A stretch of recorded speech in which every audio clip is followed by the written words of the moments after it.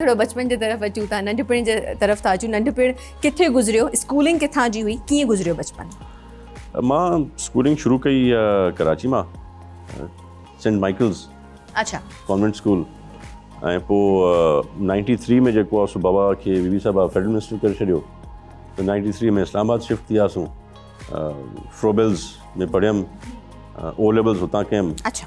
ऐं A levels खां पहिरीं वरी कराची अची वियासीं, छो त गवर्नमेंट हली वई। ऐं आफ्टर मां ए लेवल्स कुझु वक़्तु मां हुउमि कराची में यूनिवर्सिटी में, ऐं पोइ I went to American university London. अच्छा। बैचलर्स कयमि हुतां, ठीकु आहे। वापसि आयुमि, कुझु वक़्तु हिते हुउमि। वरी बाबा इसरार कयो त मास्टर्स बि कर, त मास्टर्स बि वञी कयोसीं। अलहमदिल्ला गॉट अ ऑनर्स डिग्री।